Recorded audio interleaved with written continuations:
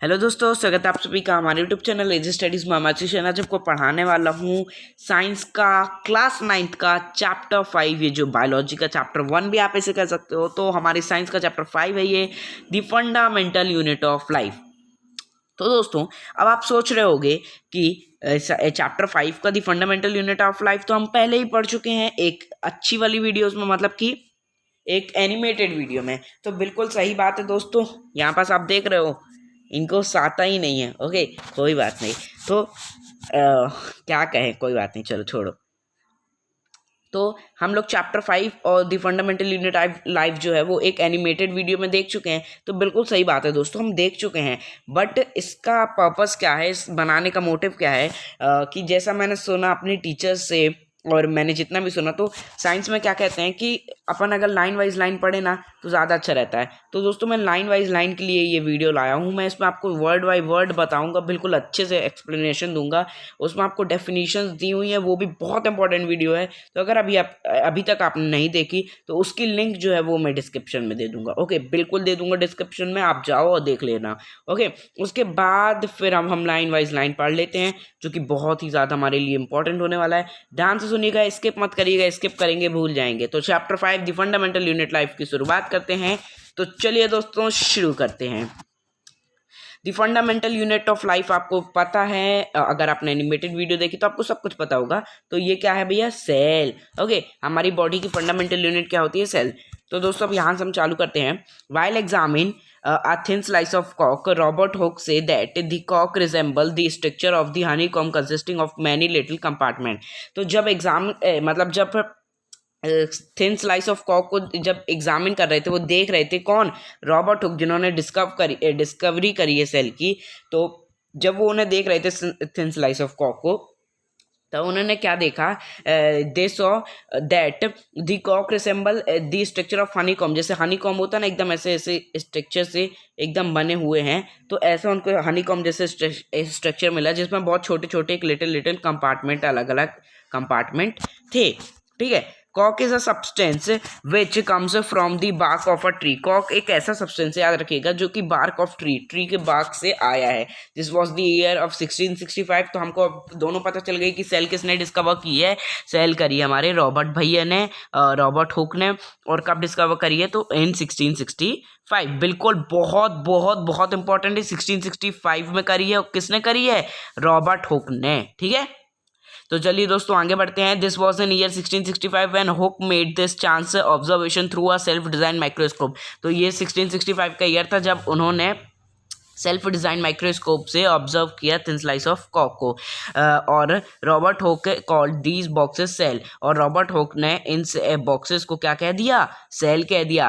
अब सेल कैसे कह दिया, क्यों कह दिया? तो सेल एक लैटिन वर्ड है फॉर अ लिटिल रूम। जैसे वो छोटे छोटे कंपार्टमेंट्स थे, तो सेल भी एक क्या है? एक लैटिन वर्ड है, जिसमें सेल को हम क्या बोलते हैं? अ लिटिल रूम। तो सेल को हम अ लिटिल रूम भी कहें तो गलत नहीं है। ओके, बट सेल ही सेल है। ओके, तो सेल ही कहिएगा, ये नहीं कहिएगा। मैम पूछे the fundamental unit of life, a little room, छोटा सा कमरा, तो ऐसा मत करिएगा। ओके, सेल ही लिखिएगा। बट कहाँ से आया? मैम पूछे कि सेल का नाम कहाँ से पड़ा, तो रॉबर्ट ये लिख देना आपकी, cell is a Latin word for a little room. बस इतना लिख दोगे तो आपको मिल जाएंगे नाम। तो cell is a Latin word for a little room. ठीक है, अब आगे बढ़ते हैं। This may seem be a very small and insignificant incident, but it very important in the history. अब क्या है भैया, ये बहुत छोटे हैं और मतलब कि बहुत ही ज़्यादा इंपॉर्टेंट भी है पूरी हिस्ट्री ऑफ साइंस में, या फिर किसी भी चीज़ में ये बहुत ज़्यादा इंपॉर्टेंट है। बहुत ज़्यादा इनका रोल है हमारी बॉडी में, पूरी यही भरे पड़े हैं, तो इनका रोल तो होना ही चाहिए।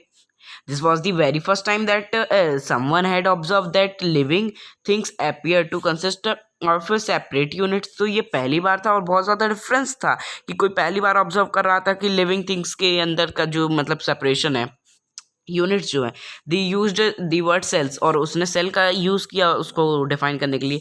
Describe these unit is used till this day in biology। let us find about cells। अब देखो, इनका जो यूज़ है ये अभी भी बायोलॉजी में होता है। तो चलो हम लोग फाइंड आउट करते हैं कि सेल को हम भी कैसे ऑब्जर्व कर सकते हैं। क्या करना है? आएगा मज़ा? तो चलो दोस्तों, चालू करते हैं अब हम। व्हाट आर लिविंग ऑर्गेनिज्म किससे बने हुए होते हैं, what are living organism made up of, किससे बने हुए होते हैं लिविंग ऑर्गेनिज्म। तो इसके लिए हमको करनी पड़ेगी एक छोटी सी एक्टिविटीज, तो जल्दी से हम देख लेते हैं। अब आपको क्या लेना है, एक प्याज लेनी है, प्याज का एक बल्ब निकाल लेना है। जैसे मैं आपको बताता हूँ बल्ब क्या होता है, कॉनकेव साइड वाला। कॉनकेव साइड कैसी, चम्मच की ये वाली साइड, ठीक है। तो इस वाली साइड में आपको यहाँ पास एक वाइट कलर की लेयर दिख रही होगी, बिल्कुल आप जाके देखिए, अभी प्याज काटिए। ओके, तो आप इस कॉनकेव साइड में क्या देख रहे होंगे, एक थिन वाइट कलर की ऐसी लेयर देख रहे होंगे, बिल्कुल ट्रांसपेरेंट लेयर होती है, उसको आप निकाल लीजिए, ठीक है।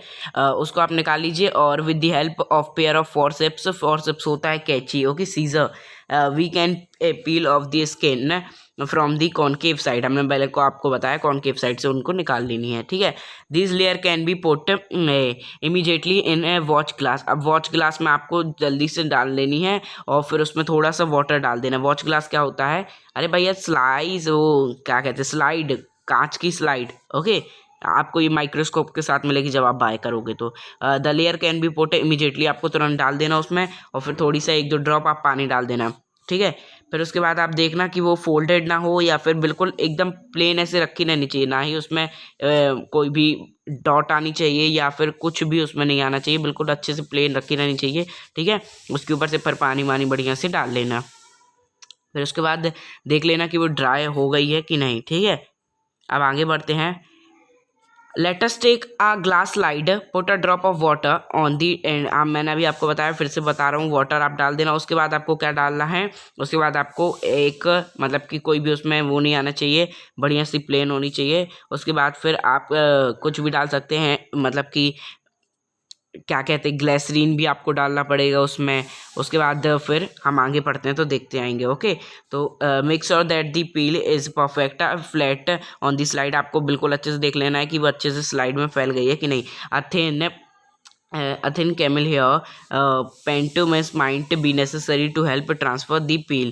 तो ये जो नाम लिखा है पेंटब्रस माइट, ये जो है वो नेसेसरी है पील को ट्रांसफ़र करने के लिए। Now we put a drop of safranin आपको डाल देना है। इसकी बल्दी बहुत सारे कुछ केमिकल्स आते हैं, सेफरीन की बल्दी भी आप डाल सकते हैं, जैसे ब्लू स्टेन कुछ आता है वो भी आप डाल सकते हैं, ठीक है।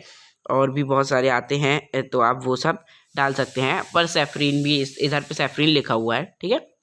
On this piece folded cover slip. उसके बाद आपको ये डालने के बाद क्या लगा देनी है, ऐसे कवर स्लिप होती है, वो भी कांच की ही बनी हुई होती है, ठीक है। टेक केयर, मतलब कि ये नहीं कि वीडियो खत्म हो गई। Take care to avoid air bubbles. आपको बचना है कि एयर बबल्स उसमें ना आए। देखिए लाइन वाइज पढ़ रहे हो तो टाइम थोड़ा ज़्यादा हो सकता है, बट कोई बात नहीं, ओके। पेपर सारे जल्दी जल्दी आप देखते आइएगा। तो आपको देखना है कि एयर बबल्स उसमें ना आए और अच्छे से कवर स्लिप उसको लगा देना। और अच्छे से मतलब कि ऐसे जैसे यहाँ पास से आपकी थिन स्लाइस लगी हुई है तो कवर स्लिप को आप ऐसे 45 डिग्री बनाते हुए रखना, ऐसे रखते आना, मतलब कि ऐसे रखते आना, ऐसे रखते आना, ऐसे रखते आना। तो क्या होगा, उससे बबल्स नहीं क्रिएट होंगे, ठीक है। आज के teacher help we have prepared a temporary mount of. फिर अपने टीचर से भी पूछ लो, भैया हमने बनाई है टेम्प्रेरी माउथ, कैसे बनाते हैं। We can observe this slide under. और उसके बाद आप लो प्रेशर में देखो उसको, फिर हाई प्रेशर में देखो, बताओ भैया मेरे को कमेंट्स में कि आपको कैसा लगा। उसके लिए आपको बहुत सारे इक्विपमेंट्स चाहिए जो कि आपके पास नहीं होंगे। मुझे पता है, हम सब नंगा हैं, इसलिए आप स्कूल वालों से बोलो कि लाइब्रेरी में लेकर हमको ये सब दिखाओ भैया, ओके। ऐसा आपको माइक्रोस्कोप में ये सब एडजस्टमेंट सीखो बढ़िया आराम से स्कूल में, अच्छा, ठीक है। घर में लाइब्रेरी मत वो क्या कहते हैं उसको, साइंटिस्ट लैब, ओके, लैब मत बनाओ, ठीक है। What do we observe as we look through the lens. हमने क्या देखा, can we draw the structure. जो हमने देखा वो हम ड्रॉ कर सकते हैं माइक्रोस्कोप में, जो हमने देखा तो बिल्कुल कर सकते हैं और ड्रॉ कर भी दिया मैंने, ओके। मैंने नहीं किया, NCERT वालों ने कर दिया। तो यहाँ पास हमको दिया हुआ है बिल्कुल अच्छे से। अब हम इसको समझ बस लेते हैं, ठीक है। तो इसको समझ लेते हैं क्या है। ये देखो, ये डॉट जो दिख रही है, ये वाली डॉट, ठीक है। ये क्या है, ये भैया न्यूक्लियस है। ये क्या है भैया, ये न्यूक्लियस है, ठीक है। तो ये जो डॉट डॉट डॉट डॉट सब में ये डॉट दिख रही है, ये डॉट, ये क्या है, ये न्यूक्लियस है, ठीक है। ये ब्लैक ब्लैक कलर की डॉट्स क्या है, ये न्यूक्लियस है, ये न्यूक्लियस है, ठीक है। अब उसके बाद ये जो एक कंपार्टमेंट, ये दूसरा कंपार्टमेंट, ये तीसरा कंपार्टमेंट, ये एक एक सेल है, ठीक है। और ये जो है, ये जो मैं अभी बना रहा हूँ, यहाँ पास बना के दिखा देता हूँ। ये देखिए, ये जो ऐसे मतलब कि एक सेल के अंदर ये जो फ्लोट कर रहे हैं, इनको हम क्या कहते हैं, साइटोप्लाज्मा। ओके, आगे स्पेलिंग आप लिख लेना। तो इसको हम क्या कहते हैं, हम साइटोप्लाज्मा। और यहाँ पास दिया भी नहीं है, फिर भी मैं बता देता हूँ। और ये जो लाइनिंग है, ये लाइनिंग जो है, इसे हम क्या कहते हैं, इसे हम कहते हैं सेल मेम्ब्रेन। आगे स्पेलिंग लिख लेना है, एम तक बनाते नहीं बना। ओके, सेल मेम्ब्रेन होता है। ठीक है, तो चलिए दोस्तों आगे बढ़ते हैं बिल्कुल अच्छे तरीके से। ओके, तो we can try preparing temporary mouth of peel of onion of different size. What do we observe, or do we see similar structure of different structure? तो आपने अंडर प्रेशर में, लो प्रेशर में देखा, मतलब कि high pressure और low pressure में देखा, तो आपने कुछ अंतर पाया उनके बीच में? क्या पाया बताना। Okay, what are these structure? तो ये कैसे स्ट्रक्चर थे? तो these structure look similar to each other, together they form a big structure like an onion bulb. बस हमको क्या है, ज़्यादा पावर में देखोगे तो आपको बड़ा दिखेगा, कम पावर में छोटा दिखेगा। We find from the activity that onion bulb of different size have similar smaller structure visible under a microscope. तो आपने जब माइक्रोस्कोप में देखा तो लगभग सभी सिमिलर ही आपको लग रहा होगा। Okay, the cell of onion peel will all look the same regardless of the size of the onion they come from. तो ये जो मतलब कि ऑनियन पील है जो आपने देखी, तो ये रिगार्डलेस साइज वाइज सब सेम ही था, बस थोड़ा बड़ा छोटे का अंतर आ जाएगा। जब आप ज़्यादा पावर में देखोगे तो बड़े छोटे का अंतर आ जाएगा। These small structure that we see are the basic buildings unit of onion bulb. तो ये जो आप देखते हो स्मॉल स्ट्रक्चर, हाँ, ये क्या है, ये बेसिक बिल्डिंग है किसकी, ऑनियन बल्ब की। These structure are called cells, और इन्हीं स्ट्रक्चर्स को हम क्या कहते हैं, सेल कहते हैं। नॉट ओनली ऑनियन बल्ब, सिर्फ ऑनियन बस में नहीं आता है, पूरी चीज़ें जितनी भी चीज़ें हैं वो सब किससे बनी हुई हैं, वो सारी चीज़ें बनी हुई है सेल से। बिल्कुल याद रखना, सिर्फ ऑनियन बल्ब नहीं। ये तो आसान तरीका है, सबके घर में प्याज रहती है, उपलब्ध रहती है, तो हम भैया इससे निकाल सकते हैं। बाकी बहुत सारी चीज़ों से हम कर सकते हैं। Over there are also single cells that live on their own, और जिनके पास सिर्फ एक सेल भी होती है वो भी धरती में जीते हैं और अपनी तरीके से जीते हैं। और जिनके पास मल्टी फंक्शन सेल, मतलब बहुत सारी सेल्स होती हैं, वो भी जी रहे हैं, जैसे कि हम। इस बॉक्स को आप पढ़ लीजिए, ये पूरा बॉक्स ज्ञान से भरा हुआ बॉक्स है। तो ये बॉक्स ज्ञान से भरा हुआ आप पढ़ लीजिए, ज्ञान का सागर बॉक्स। ठीक है, तो ये बॉक्स पढ़ लो। वैसे ज़्यादा अभी ज़रूरी नहीं है, अभी अपन और आगे ध्यान देते हैं। The inventor of magnifying lens lead the discover of microscopic world. तो ये जो मैग्नीफाइंग लेंस जो आती गई, मतलब कि डिस्कवरी तभी हो पाती जब हमारे पास अच्छे पावरफुल क्या होते, माइक्रोस्कोप, नहीं तो हम देख ही नहीं पाते। Okay, it is known that a single cell में constitute a whole organism as an amoeba. Amoeba भी एक बैक्टीरिया होता है जिसकी एक ही सेल होती है मेरे हिसाब से, है ना। हाँ, तो मतलब कि सबके अपने अपने वो रहती हैं, इनके पास एक सेल रहती है फिर भी ये जी रहे हैं, अपने पास बहुत सारे होते हैं फिर भी अपन जी रहे हैं। ओके, तो ये सब हमें तभी पता चला जब हमारे पास अच्छी मैग्नीफाइंग लेंस थी। और आगे देखें तो यहाँ पास हमको बहुत सारे नाम दिए हो गए हैं जिनके एक ही सेल होती हैं, जैसे कि कैलेमोंडोनास हो गया पोपट। ओके, तो कैलेमोंडस और पेरोमोनिकम, ये आप नाम लोगों से अपने प्रोनाउंस करा लीजिएगा, मेरे से भी नहीं हो रहा है। ओके, तो यही कुछ ऐसे प्रेमोनियम और बैक्टीरिया, ये सबसे आसान है। ओके, ये लिख देना अगर आए तो। बैक्टीरिया हो गया, एमोबिया हो गया, एमोबिया भी आसान होता है ना, एमोबिया। तो ये हो गया, और एक बैक्टीरिया हो गया, और एक पेरामोसियम हो गया। तो आप ऐसे याद कर सकते हो। ठीक है, सिंगल सेल में आएगा तो लिख देना। ठीक है, और ये हो गया क्लेमिडोनस, कुछ ऐसे ही होगा।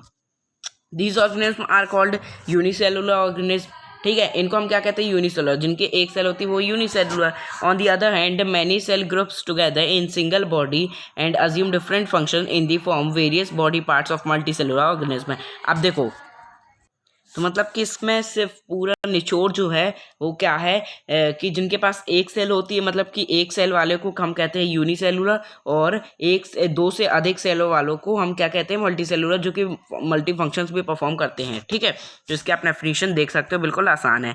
सच आर और अगर हम देखें मल्टीफंक्शनल्स के मतलब कि एग्जांपल्स, तो fungi, plants and animals. Animals में हम भी आ जाते हैं, फंगाई ये प्लांट्स और एनिमल्स हैं इनके उदाहरण। ठीक है, can we find out names of some more unicellular organism. क्या हम और यूनिसेलुलर ऑर्गेनिज्म के नाम बता सकते हैं? तो every multicellular organism has come from a single cell. How cell divides to produce cells of their own kind. All cells thus come from a pre existing cells. तो क्या है कि सारे मल्टी सेलुलर ऑर्गेनिज्म जो होते हैं वो single cell से ही आए होते हैं, फिर सिंगल सेल जो है वो डिवाइड हो के पूरे मतलब कि बहुत सारे सेल्स में बढ़ जाती है। इसे हम क्या कहते हैं, प्री एग्जिस्टिंग सेल्स। तो बहुत इंपॉर्टेंट है ये।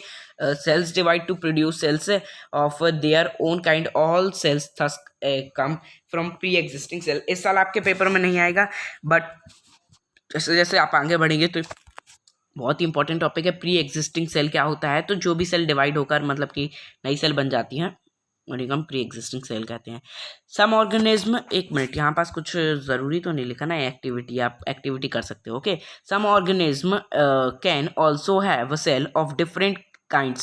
Look at the following picture. It depends some cells from the human body. तो क्या भी अब कुछ सेल्स आपको यहाँ पास दी गई हैं, तो आप इनकी चित्रावरण देख सकते हैं और बता मतलब कि यहाँ पास हमको कुछ सेल्स, जस्ट सेकेंड, हाँ, कुछ सेल्स हमको दी गई हैं। जैसे कि ये है स्मूथ मसल सेल, रुको मैं थोड़ा सा और कर लेता हूँ।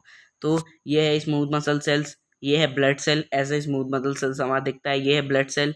हमारे पास 7 प्रकार की होती है, हमने आपको बताया भी था। नर्व्स, ये है smooth muscle cell, blood cell, nerve cell की आप देख सकते हैं एनसीईआरटी में क्या डायग्राम है, बीच का गायब हो गया है। ओके, और उसके बाद क्या है, नर्व सेल है और बोन सेल है, फैट सेल है, ओवम है और स्पर्म है। ठीक है, तो ये ओवम होता है, ये रिप्रोडक्टिव पार्ट होता है फीमेल, और स्पर्म में रिप्रोडक्टिव पार्ट होता है मेल का। और बोन सेल तो मतलब जिनसे बोन बनी होती है। और ये मसल सेल होती है, स्मूथ मसल सेल। और ये ब्लड के अंदर जो प्रेजेंट होते हैं ब्लड सेल। नर्व सेल तो आप सब भी जानते हो, बचपन से ही पढ़ते हैं, और जो मैसेजेस ट्रांसफर करती है। और फैट सेल जिससे मोटापा आपका बढ़ रहा है। ओके, तो यहाँ पास हमको सेल दी गई हैं और वीडियो भी काफ़ी लंबी हो रही है, ये और देख लेते हैं। ठीक है, the shape and size of cells are related to the specific functions they perform. Some cells like amoeba have changing shapes. तो क्या है भैया कि मतलब कि दी शेप एंड साइज है, ये मतलब कि स्पेसिफिक होता है, सबके अलग अलग फंक्शंस परफॉर्म करते हैं और सबका अलग अलग शेप एंड साइज होता है। ठीक है, कुछ सेल्स होते हैं जो कि अपना शेप चेंज करते रहते हैं। ओके, जैसे कि अमीबा हो गया। अमीबा जो है वो अपना शेप चेंज कर सकते हैं, इसलिए उसका कोई शेप नहीं होता, वो कभी भी अपना शेप चेंज कर लेता है अकॉर्डिंग टू, मतलब कि जैसे उसकी स्थिति आई वैसे वो चेंज कर लेता है। In some cases the shape could be more or less fixed and peculiar for a particular type of cells. For example, a nerve cell have a typical shape. और nerve cell का भी कितना typical shape होता है, एकदम यहाँ पास झाड़ियाँ झाड़ियाँ सी रहती हैं, फिर डंडी गई, फिर यहाँ नीचे झाड़ियाँ झाड़ियाँ आ जाती हैं। ठीक है, हाँ, वैसे ही आप देख सकते हो सबके अलग अलग, जैसे उनकी एक्टिविटीज़ हैं वैसा उनका शेप होगा। भगवान ने सब चुनिंदा चीज़ें बनाई हुई हैं।